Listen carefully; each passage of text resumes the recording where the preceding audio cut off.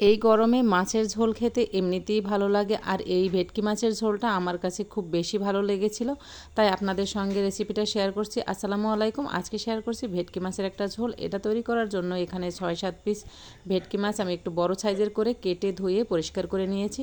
এরপর চুলায় একটা কড়াই বসিয়ে দিয়েছি। কড়াইয়ের ভিতরে পরিমাণ মতো আমি সয়াবিন তেল দিয়েছি 2 তেজপাতা আর 1 চা চামচের মতো জিরা দিয়েছি। এরপরে পেঁয়াজ কুচি দিয়েছি, প্রায় এখানে 4-5টা বড় সাইজের পেঁয়াজ কুচি করে দিয়েছি।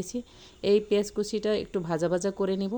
এইখানে যে এই তেজপাতা আর যে জিরার যে ফোড়নটা দিয়েছি, এর কারণেই হয়তোবা এই মাছের ঝোলটা বেশি ভালো লেগেছিল। যখন পেঁয়াজটা একটু মজে আসবে তখন এর ভিতরে একটা টমেটো এটা কিউব কিউব করে কেটে দিয়েছি কালারের জন্য। তো এরপরে এর ভিতরে আমি অন্যান্য মশলাগুলো দিয়ে দেবো। প্রথমেই দিয়ে দিচ্ছি হলুদ গুঁড়ো দিয়ে দিয়েছি আধা চা চামচ, মরিচের গুঁড়ো দিয়েছি 1 চা চামচ পরিমাণ, ধনিয়ার গুঁড়ো দিয়েছি আধা চা চামচ পরিমাণ।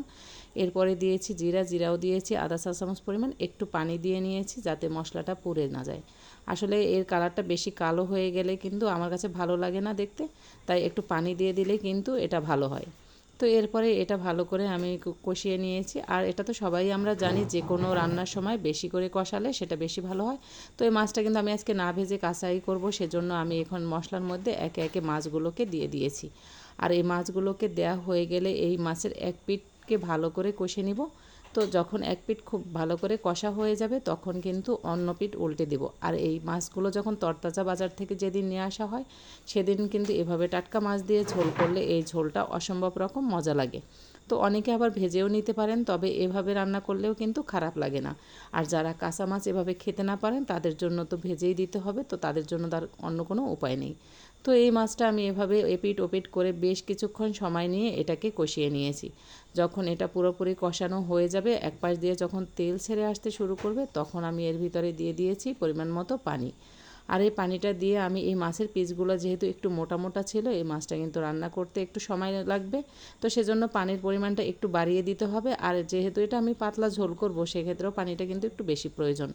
আর ভাজা মাছটা যে তরকারির মধ্যে দিলে সেটা কিন্তু সময়টা কম লাগে, আর যেহেতু এই মাছটা কাঁচা ছিল তাই এটা কিন্তু সময় নেবে। তো এরপর যখন রান্না প্রায় শেষ পর্যায়ে চলে আসবে তখন এর ভিতরে আমি 2-3টা কাঁচামরিচ ফালি করে দিয়ে দিয়েছি। আর এই শেষ পর্যায়ে এসে আমি এখানে আধা চা চামচ ভাজা জিরার গুঁড়ো, এটাতে একটু পানি মিশিয়ে নিয়ে এই মিশ্রণটা আমি এর ভিতর দিয়ে দিয়েছি। এর যে একটা বেশ সেন্ট বের হয়েছিল এটাও কিন্তু বেশ ভালো মাছের মধ্যে ছড়িয়ে গিয়েছে। আর এর কারণেই হয়তোবা এই মাছের ঝোলটা এত বেশি টেস্ট হয়েছিল। তো এভাবে একদিন ট্রাই করে খেয়ে দেখবেন কেমন লাগে, আর কমেন্টে আমাকে জানাবেন কেমন হয়েছে রেসিপিটা। তো আবার দেখাবে অন্য কোনো ভিডিওতে। সে পর্যন্ত সবাই ভালো থাকবেন। বিদায় নিচ্ছি আজকের মতো। আল্লাহ হাফেজ।